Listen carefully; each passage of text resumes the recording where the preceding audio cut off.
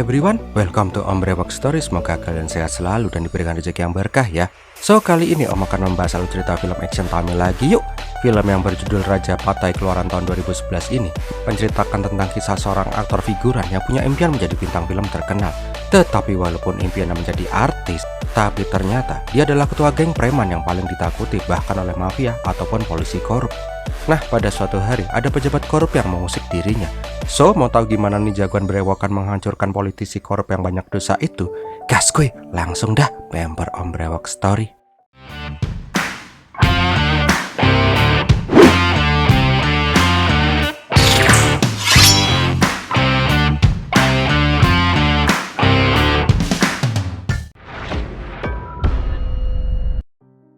Awal kisah kita diperlihatkan para preman dan mafia tanah merebut dengan paksa tanah-tanah milik warga miskin.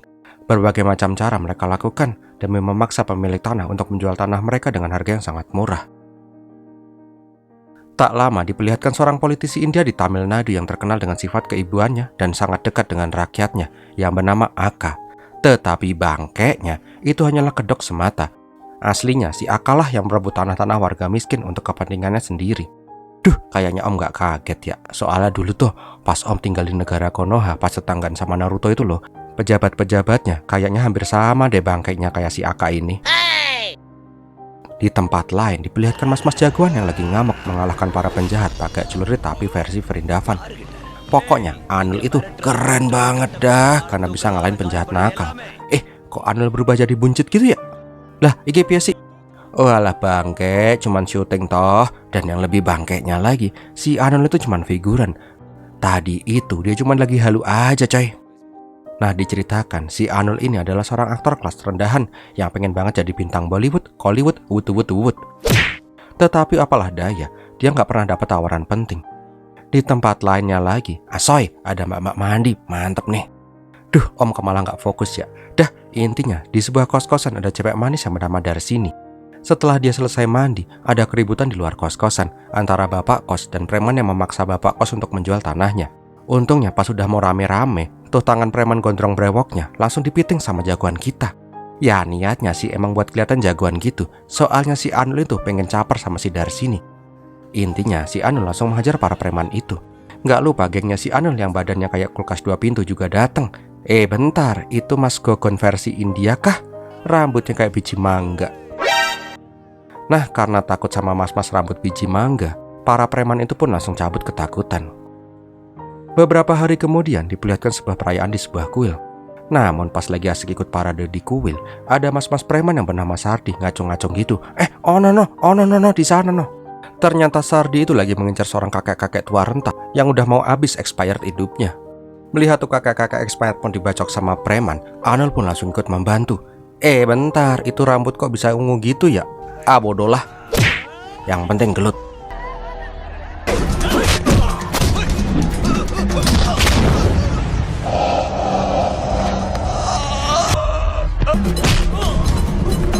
Bangke, ngeluarin jurus melayang di awang-awang dong. Melihat ada mas-mas rambut ungu bisa melayang kayak gitu, Sardi dan Yono pun ketakutan. Gila aja kalau nggak sampai ketakutan mah. Tapi karena nggak mau tengsin, Sardi pun menyerang si Anul. Jelas lah, dia langsung muter-muter ditendang sama si Anul. Sialnya ada bocil yang mewek melihat ada orang gelut. Karena Anul itu adalah cowok keker tapi sayang anak-anak, dia pun langsung merubah jurus gelutnya biar tuh bocil nggak mewek lagi. Jurus cute, cubitan tete, jurus goyang dompet.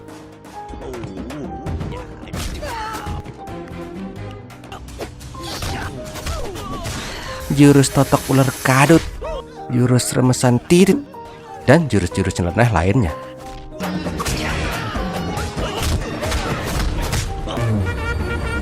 Nah, pas para preman semakin banyak yang datang, dia pun langsung ingin menggunakan senjata ajian Trisula Dewa Neptunus. Jelaslah, para preman langsung pada jiper. Kok susah diambil ya? Jancok, angel banget dicabutnya.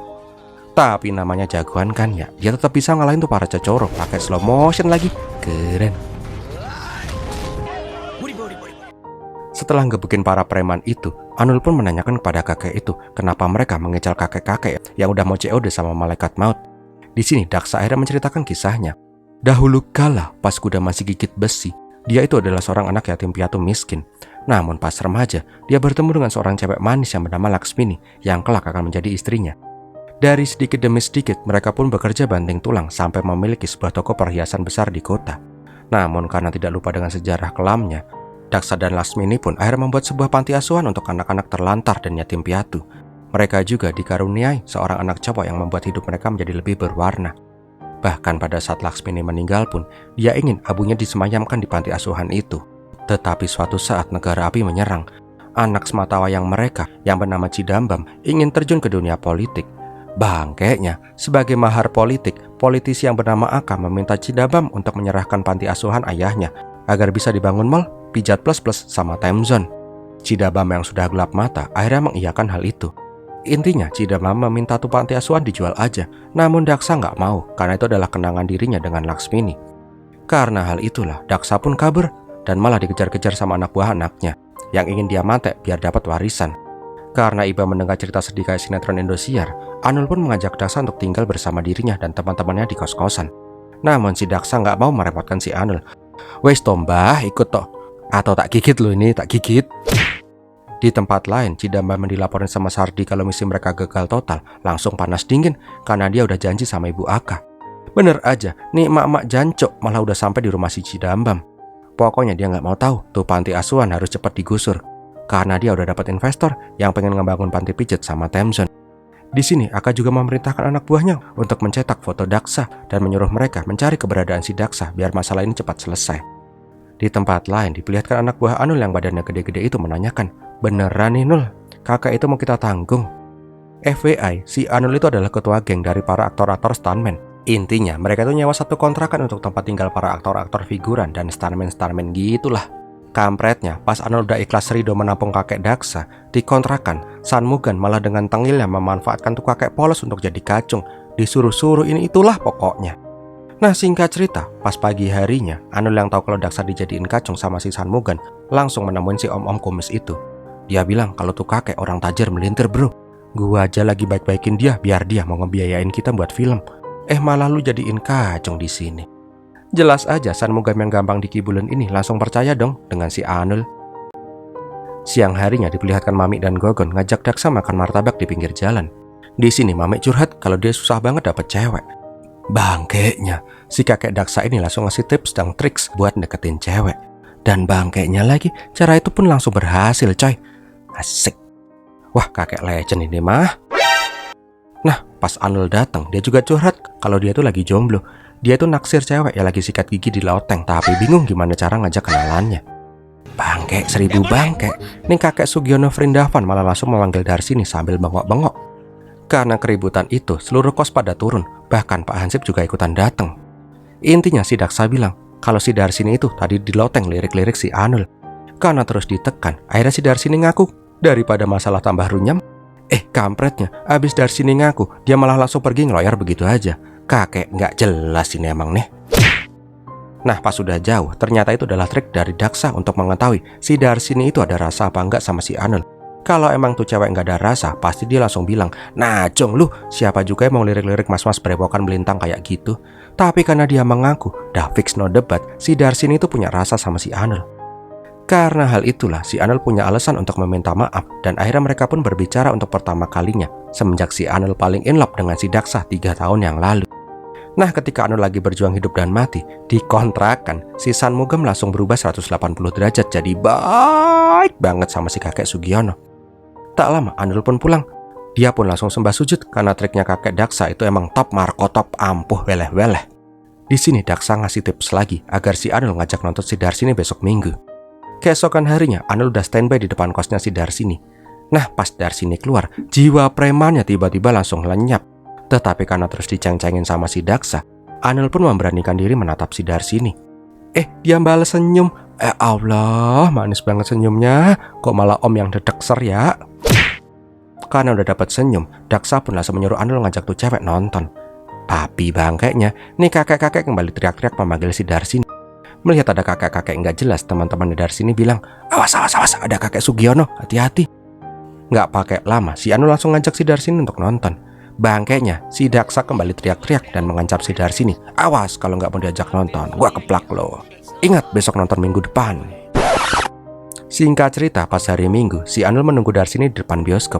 Tetapi udah lama nunggu, cewek manis itu pun gak kelihatan dateng. Sampai-sampai membuat si Anul kesel sendiri. Bangkeknya, pas dia lagi kekitar karena kesel, ada mas-mas muka gorila yang menanyakan, "Bos, ada tiket gak bos?" Janco, dikira calo tiket, cak. Minggat kuno. Balik lagi nih orang-orang. Anehnya si Daksa langsung memberikan tiket itu ke pasangan orang-orang itu. Daksa bilang, "Dah tenang, tuh cewek gak bakalan dateng. Ini trik cewek biar si Anul jadi lebih penasaran sama doi. Abis ini lu langsung temuin dia, tembak dia, bilang I love you, dan jangan lupa jogetin dia biar afdal." Seluruh kota merupakan tempat bermain yang asik. Oh senangnya, oh senang sekali. Kalau begini, udah di sini. Berusaha dan kejadian. Sehari menyinari semua perasaan kita. Tapi mengapa hanya aku yang dimarahi? Asik, bener tuh kata aki-aki. Ajiannya emang manjur parah. Di tempat lain diperlihatkan Aka mendatangi sebuah pesta pernikahan. Jelaslah sebagai politisi yang lagi naik daun, dia langsung dikerumunin sama wartawan. Pokoknya pada nanya-nanya gitulah. Tapi ada salah satu wartawan yang menanyakan tentang Aka yang diduga menyelewengkan dana kampanye dan menjadi mafia tanah orang-orang miskin. Melihat tuh mas wartawan, si Aka no comment, cuman melotot aja sih yang serem. Tapi nggak lama, tuh wartawan udah langsung entet ditembak. Itu ditembak atau dilempar petasan cabe ya? India. Beberapa hari kemudian diperlihatkan bila Daksa lagi duduk termenung, gundah gulana, mules-mules dan umbelen. Pas ditanyain sama pasangan baru jadian ini, Daksa bilang kalau besok adalah hari kematian mendiang Laksmini. Biasanya sih dia dan anak-anak panti memperingatkan hari spesial itu di panti bersama.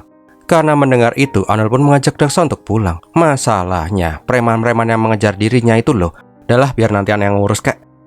Besok harinya diperlihatkan preman-preman anak buah Cidambam udah pada berdatangan dengan senjata lengkap ke panti asuhan. Intinya mereka ingin menghadang si Daksa kalau pulang ke panti. Namun pas lagi pada ngumpet-ngumpet, ada preman yang ditelepon. Ternyata si Mami telah menyandra keluarga preman itu. Jelaslah tuh preman langsung ngeloyor pulang. Nggak cuma satu, ada juga anak preman yang diculik tapi dikasih es krim. Pokoknya satu persatu preman diteleponin sama anak buahnya si Anul. Ya pada bubar jalan lah mereka satu persatu sampai tinggal menyiksakan si Sardi sendirian. Nggak lama Daksa pun sampai di sana. Sardi yang nggak tahu kalau dia udah sendirian langsung menyerang. "Serbu, bangke lah, kok ada Anul di sini. Aduh bangke lagi teman-teman gua kemana, danco. Ampun om, ane cuman pengen nyari kelapa kok om. Om mau kelapa muda om. Ane ambilin sebentar ya om ya, bentar om." Singkat cerita, upacara mengenang Laksmini pun dilaksanakan bersama anak-anak panti. Nah, pas lagi asik makan-makan sama anak-anak, Anul mendapat telepon dari sutradara kenalannya. Yang intinya, dia lagi ada film baru nih, tapi si Anul harus memberikan uang pelicin 5 juta rupiah kalau dia mau jadi bintang utama di film itu. Anul jelas saja pengen banget dong, tapi dia kan kere parah. Dia bilang minta waktu dulu buat cari kekurangan uangnya. Nggak sengaja hal itu juga didengar oleh si Daksa. Keesokan harinya diperlihatkan rombongan Cidambam datang ke kontrakannya si Anul. Tetapi pas sampai di dalam, dia sama sekali nggak melihat si Daksa.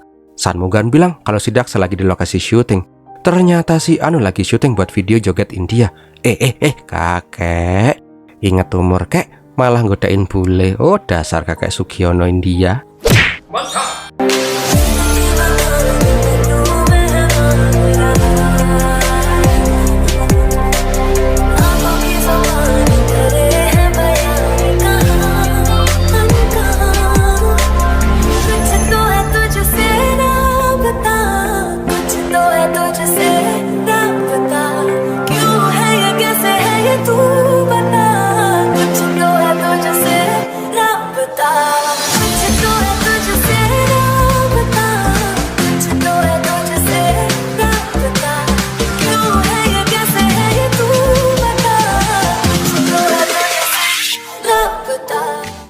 Setelah syuting, mereka berdua pun pulang sambil hujan-hujanan.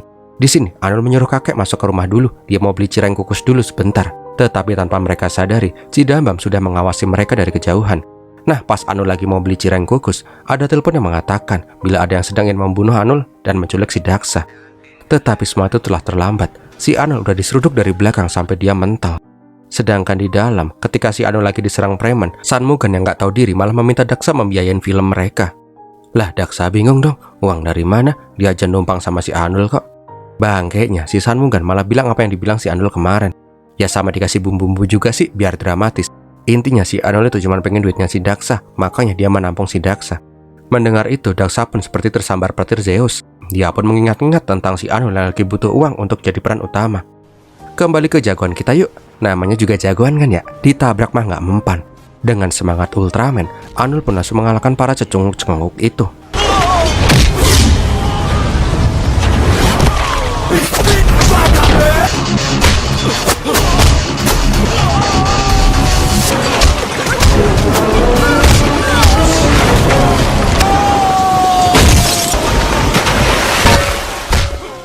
Sedangkan di tempat lain diperlihatkan si Dambam yang punya rencana jitu biar babenya mau nyerahin hartanya. Bapak, aku anakmu bukan toh pak. Dengan nangis bombay, si Dambam mencoba memperdaya babenya. Dia bilang gak akan menjual tuh panti, dia hanya ingin meminjam buat kampanye jadi caleg. Karena termakan bujuk rayu anaknya dan rasa kecewa karena Anul ternyata hanya ingin hartanya, Daksa pun bersedia ikut dengan si Cidambam. Melihat itu, Anul pun mencoba menghalangi para preman itu, tetapi si Daksa langsung menghentikan si Anul, dan dia malah marah-marah sama Anul karena berusaha menipunya. Nah, sebelum pergi, Cidambam memperingatkan si Anul, dia akan menjual semua harta babenya dan akan membuang babenya ke jalanan. Tetapi Anul yang mendengar itu bilang, dia tidak akan membiarkan hal itu terjadi. Pose dulu, asoy, nyoy. Keesokan harinya diperlihatkan Anul lagi nyemir cambang pakai warna biru, dan dia juga udah pakai baju rapi gitu. Nah, pas mau pergi, Sanmuga meminta maaf ke Anul. Dia nggak sadar kalau omongannya itu bisa membuat masalah semakin jadi runyam. Dia menyesal dan ingin ikut dalam misi menyelamatkan si Daksa. Singkat cerita diperlihatkan, Cidambam dan rombongan sampai di pengadilan untuk memindahkan aset Daksa ke anaknya. Tetapi pas menunggu giliran, tiba-tiba rombongannya si Anul sampai di sana. Kok ada dari sini pakai baju nganten? Bangke nih orang ngapain sih kesini? Senggol bokong dulu. Ternyata mereka datang ke pengadilan itu untuk melakukan kawin lari. Intinya sih kalau di India itu keluarga nggak setuju pasangan pengantin yang pengen kawin lari bisa langsung kawin di pengadilan. Gitu sih ceritanya. Melihat ada yang tidak beres, Cidambam menyuruh anak buahnya mengikuti anak buah si Anul. Sedangkan Sardi dan Yono disuruh masuk ke dalam buat ngecek keadaan. Duh, capek ngikutin tuh orang. Bang, ngapain ayo ngintip-ngintip? Ternyata si Mami dan Gogon itu cuma muter-muter nggak jelas. Bangkeknya lagi, Sardi juga keluar dengan manisan. Bos, mau manisan pernikahan bos, enak loh. Di dalam diperlihatkan, Anul memohon kepada hakim untuk melegalkan pernikahan mereka. Dia juga ngasih uang 5.000 rupiah buat pelicin.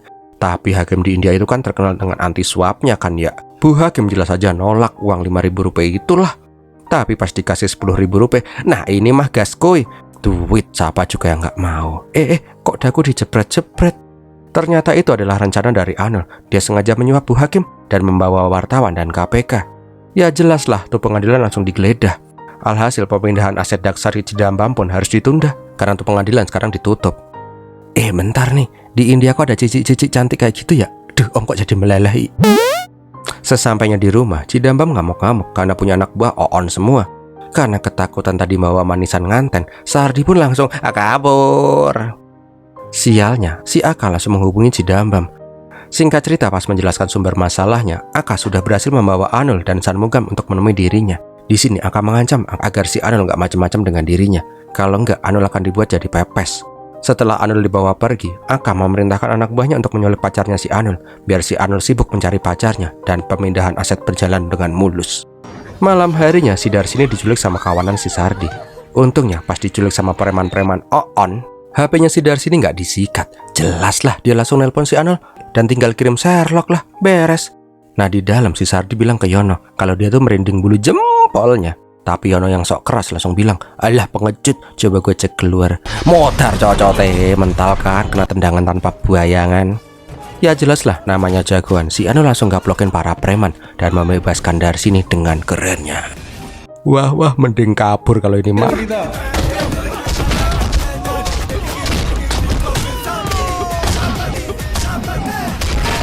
Bangkeknya, pas semua preman di sana pada digebukin, si Sardi dan Yono malah cosplay jadi Casper. Sambil minum jiu enak nih.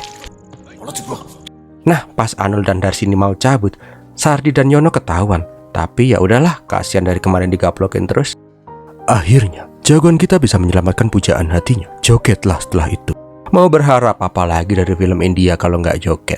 खो ना दूं मैं पाके तुमको आए यकीना खुद पे हमको जैसे नदी को किनारा मिला मैंने जो चाहा मुझको वो ही मिला क्या दिल में तेरे मेरी जगह है या फिर ये जो है. Setelah puas gel-gel bareng dari sini, gengnya si Anul terlihat ingin menghentikan iring-iringan Cidambam dan Daksa yang hendak menuju ke pengadilan. Intinya pakai acara pura-pura ketabrak segala lah, biar meyakinkan. Nah, pas lagi rame-rame, si Anul langsung menyulik si Daksa buat diamanin. Di tempat kosong, Anul menjelaskan semuanya, termasuk Samugam dan orang yang pernah dipekerjakan oleh Cidambam. Intinya, si Cidambam itu emang jahat banget.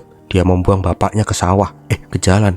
Si Daksa malah mewek karena sebelum ini dia sudah menandatangani surat penyerahan warisan ke Cidambam. Dan bener aja, panti asuhan langsung dirobohin pakai eskavator. Melihat itu, Daksa dan yang lain pun gak bisa berbuat apa-apa karena secara hukum ini bukan miliknya lagi. Satu hari berselang, Daksa dan Anul mendatangi sebuah kantor polisi. Ternyata polisi menjebloskan Cidambam ke sel tahanan. Lah, kok bisa? Ternyata setelah kemarin memberikan surat panti asuhan ke Aka, tiba-tiba ada orang yang mengusir Cidambam. Karena terjadi keributan, si Aka menyuruh polisi untuk menangkap si Cidambam dengan tuduhan penyerangan. Intinya, sejak awal Cidambam itu emang sudah dijebak sama si Aka. Syukur jadi anak durhaka sih. Tapi Anul yang baik hati bilang, "Dah bro, lu nginep di sini aja sampai lumutan. Soal panti asuhan biar gue yang ngurus." Nah, pas mau cabut, di luar Anul dicegat sama si Sardi dan Yono sambil mewek. Intinya mereka sekarang udah jadi pengangguran. Mereka pengen ikut ke gengnya si Anul aja. Kembali lagi, karena Anul itu baik hati, ini dua orang-orang berjalan pun akhirnya dipersilahkan untuk gabung gengnya si Anul. Keren gayane mas. Beberapa hari kemudian diperlihatkan sebuah kampanye besar untuk Aka. Akan tetapi pas mau masuk ke panggung kampanye, Aka dicegat oleh si Anul. Di sini Anul pengen ngomong sesuatu. Intinya dia bilang dia nggak akan pernah melepaskan Aka sebelum Aka menderita lahir dan batin. Asik. Nggak lama, Anul langsung menggeruduk ke tempat pengacaranya si Aka yang mengurus soal pemindahan aset kemarin. Intinya si Anul mengancam akan membuat Rica-Rica titik asam manis kalau tuh pengacara nggak mau mengaku. Akhirnya tuh pengacara ngaku juga soal jaringan kejahatan si Aka. Aka itu hanyalah boneka yang mengendalikan dari balik layar adalah seorang yang bernama Wapa. Orang-orang mengenal Wapa sebagai orang yang bersih, tetapi aslinya dialah dalang dari semua perampasan tanah milik warga miskin. Karena hal itu, Anul pun mencoba memantau si Wapa. Dia pun menyamar jadi Wan Kadir untuk penculik si Wapa. Tapi pas sudah mau melancarkan aksinya, si Wapa malah diserang sama orang-orang yang gak terima tanahnya diembat. Tapi di luar dugaan, si Wapa malah berhasil mengalahkan orang-orang itu sendirian. Bukan kaleng-kaleng nih Wak Aji. Melihat Wapa yang ternyata juga jagoan, anak buah Anul bilang, "Bos yakin mau nyulik badak gak bercula model kayak gitu? Bisa habis kita bos." Tetapi si Anul tetap gak gentar. Tapi yang gak nyulik sekarang juga, jiper juga ya ngeliat orang kayak gitu, kuat sih. Keesokan harinya diperlihatkan seorang bintang terkenal film Tamil. Nih Congcorang Ceking, ceritanya itu adalah si aktor Vikram. Nah ini nih, dia lagi memerankan om-om sangar ini. Kok mirip sama si Anul ya? Tapi beda sama Vikram yang asli. Nih Congcorang kelihatan cupu banget. Di pasar itu Vikram disuruh memerankan peran pembalasan dendam karena ibunya dibunuh preman. Kamera roll action. Aku marah. Bentar bos, ekspresi marah bos, bukan ekspresi cepirit di celana. Tapi pas lagi asik-asiknya syuting, Vikram terdistraksi pas melihat si Anul gelantungan bawa golok di mulutnya. Take 2, kamera roll action. Aku lagi marah. Ada apa? Ini pasar kok nggak aman banget sih ya? Karena Vikram terus-terusan salah, sutradara pun ngamuk. Dasar aktor karbitan. Nggak lihat apa tuh nenek-nenek sampai keriput direndam di kolam seharian. Udahlah ganti aja aktornya. Setelah syuting selesai, diperlihatkan pasar yang ramai. Tetapi pas Bapak melintas, ternyata dia langsung diserang oleh anak buahnya si Anul. Nah pas mau menculik si Bapak, tiba-tiba anak buahnya si Anul pada mental-mental. Wow, keok semua ternyata. Karena Anul diajak duel one by one, akhirnya mereka berdua pun gelut.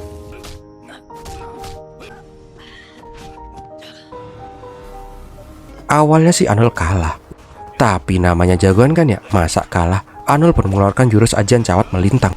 Intinya si Anul pun jadi kuat sakti mandraguna sampai si Wapa kaing-kaing.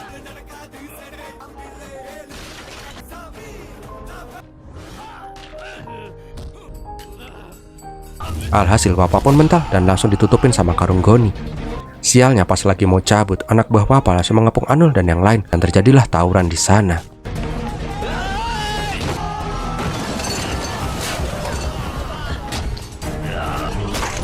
Hebatnya si Anul ternyata pernah berguru debus di Banten. Lihat aja dibacok nggak mempan coy. Tetapi sialnya si Mahfud malah mati tertembak oleh anak buahnya si Wapa.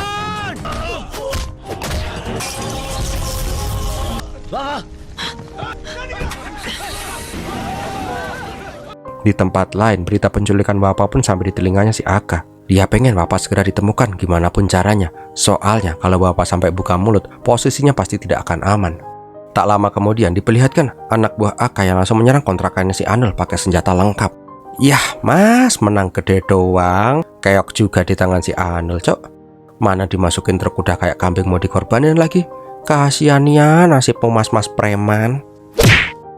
Di tempat lain diperlihatkan markas CBI. Karena Papa mengendalikan para polisi di sana, Wapa pun diserahkan ke CBI. Singkat cerita, pokoknya si Wapa diinterogasi gitu habis-habisan. Tetapi tetap aja si Papa nggak mau buka mulut sama sekali. Tetapi yang membangkaikannya adalah itu bukan markas CBI beneran cok, melainkan cuma para aktor temen-temennya si Anul yang disuruh nyamar jadi CBI. Karena Papa tetap aja bungkam, akhirnya si Anul menggunakan jurus aktingnya. Dia pun gonta-ganti peran setiap hari, setiap waktu, setiap saat, menanyakan hal yang sama terus. Sampai-sampai si Wapa jadi stres dan kena mentalnya. Akhirnya dia pun mengaku bila dia dan Akalah yang merancang skenario perampasan lahan orang-orang miskin demi dana kampanye. Sialnya, rekaman itu pun langsung disiarkan live di TV. Ya jelaslah semua boroknya Aka langsung ketahuan. Karena hal itu, Wapa pun ditangkap polisi beneran. Sedangkan si Aka diburu sama wartawan. Karena backingnya masih kuat, jadi si Aka itu belum ditangkap.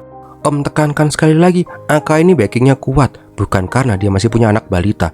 Kalau masih punya anak balita mah tetap ditangkap. India mah, negaranya mah hukumnya kuat. Ya nggak sih? Ingat ini backingnya kuat. Tak selang beberapa lama di sel tahanan si Wapa datang para polisi asli. Kampretnya, ternyata polisi itu adalah polisi korup semua. Intinya si Wapa disuruh bunuh diri aja. Karena dirinya lah semua kerja keras mereka jadi ambiar. Kalau Wapa nggak mau bunuh diri, maka keluarganya yang akan disembelih. Nggak lihat apa tuh, polisi udah ngasah golok. Karena nggak punya pilihan lain, Wapa pun mewek. Dan di pagi harinya dia sudah ditemukan tewas bunuh diri. Polisi mengatakan bila itu adalah bunuh diri. Soalnya kamera CCTV di sel kebetulan lagi digadein buat beli beras. Namun karena tekanan netizen yang begitu besar, akhirnya Aka dibawa ke persidangan. Singkat cerita, dari bukti dan penyelidikan independen, kasus perebutan tanah yang dilakukan Aka akan diinvestigasi lebih lanjut. Dan tanah-tanah yang telah disita paksa akan dikembalikan ke pemiliknya yang asli. Sedangkan Aka tidak akan dipenjara karena dia, ya tadi itu dia punya backing kuat, bukan karena punya anak balita yang masih kecil loh ya. Nah pas Aka mau pergi dari pengadilan, ada sosok bapak-bapak yang membawa pisau. Ternyata dia itu adalah babe dari wartawan yang mati kena petasan cabai kemarin. Dan dia pun langsung menusuk si Aka. Karena tusukan itu, Aka pun mati dengan mata yang masih melotot. Duh puas banget om liatnya. Beberapa bulan kemudian, diperlihatkan bila saat ini panti asuhan telah dibangun kembali. Dan saat ini penanggung jawab panti asuhan itu adalah si Cidambam yang sudah tobat. Lah terus si Daksa kemana om? Ternyata dengan kekayaannya, Daksa memproduksi sebuah film action yang udah pasti peran utamanya ya si Anul. Dan film ini pun berakhir ditutup dengan joget gendal-gendul Anul sama Mbak Pulen. Wow gimana film ini sob? Semoga menghibur ya. Besok bahas apa lagi ya? So gitu aja dulu, Om Brewoks pamit. Terima kasih sudah menonton. Pirmilatihin.